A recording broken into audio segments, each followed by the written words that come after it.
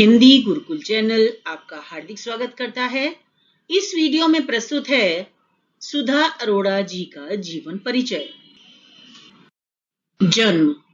सुधा अरोड़ा जी का जन्म हुआ 4 अक्टूबर 1946 को लाहौर में। 7वें दशक की चर्चित लेखिका सुधा अरोड़ा जी का जन्म लाहौर, पाकिस्तान में 4 अक्टूबर 1946 को हुआ। इनके पिताजी का नाम श्री राम लुभाया तथा माताजी का नाम श्रीमती वीणा देवी था।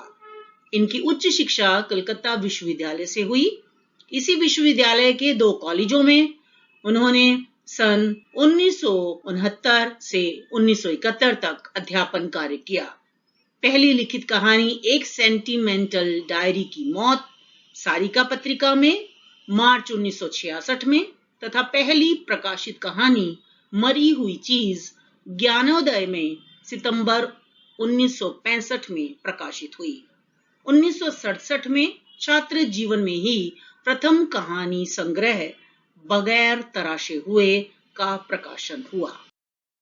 कार्यक्षेत्र 1965 से 1967 तक कलकत्ता विश्वविद्यालय की पत्रिका प्रक्रिया का संपादन।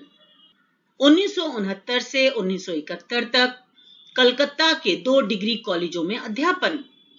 1977 से 1978 के दौरान कमलेश्वर जी के संपादन में कथा यात्रा में सहयोगी संपादिका का कार्य किया।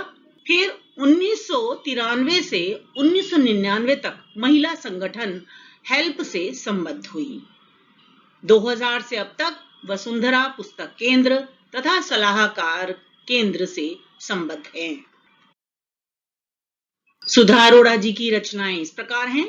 कहानी संग्रह के अंतर्गत बगैर तराशे हुए, युद्ध विराम, महानगर की मैथिली, काला शुक्रवार, कांसे का गिलास, रहोगी तुम वही, एक औरत 3/4, 21 श्रेष्ठ कहानियां, मेरी प्रिय कथाएं, आलेख स्त्री विमर्श, आम औरत जिंदा सवाल, एक औरत की नोटबुक, संपादन औरत की कहानी, मन्नू भंडारी सृजन के शिखर, मन्नू भंडारी का रचनात्मक अवदान, दहलीज को लांघते हुए और पंखों की उड़ान भारतीय महिला कलाकारों के आत्मकथ्यों के 2 संकलन हैं। ये कविता संग्रह रचेंगे हम साझा इतिहास और कम से कम एक दरवाजा।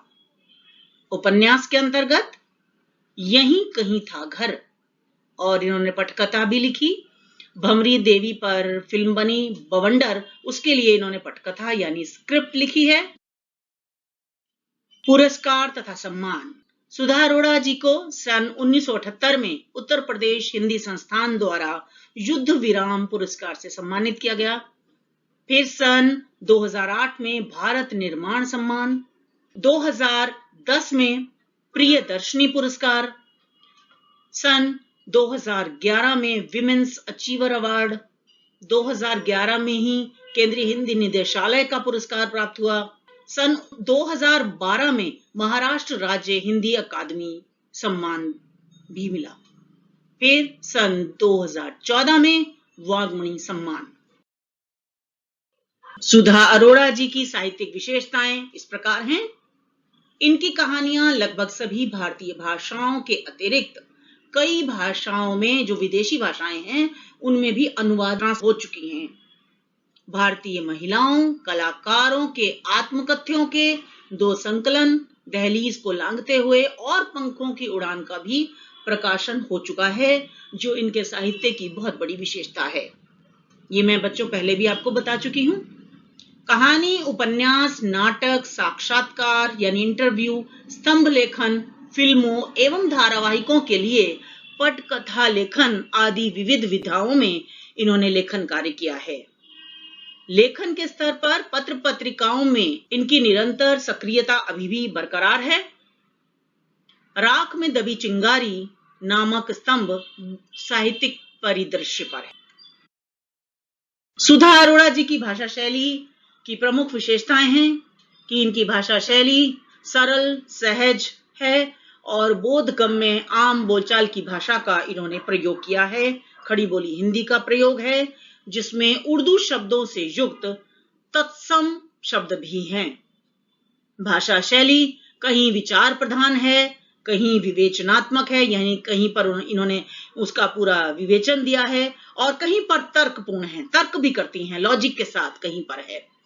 तो इस प्रकार से हम देखते हैं कि इनकी भाषा शैली भी कई विविध रूप लिए हुए है, पर जो भाषा है वो आम बोलचाल की भाषा है, जिसे समझने में, जिसका बोध करने में हमें कोई दिक्कत नहीं आती है। मुझे आशा है बच्चों कि आपको ये जीवनी समझ में आ गई होगी, और जहां मैंने अंडरलाइन किया है या हाईलाइट किया है जिन पॉइंट्स को, आप उन्हें अंडरलाइन करें, हाईलाइट करें, आपको ऐसे लर्न करने में भी आसानी होगी।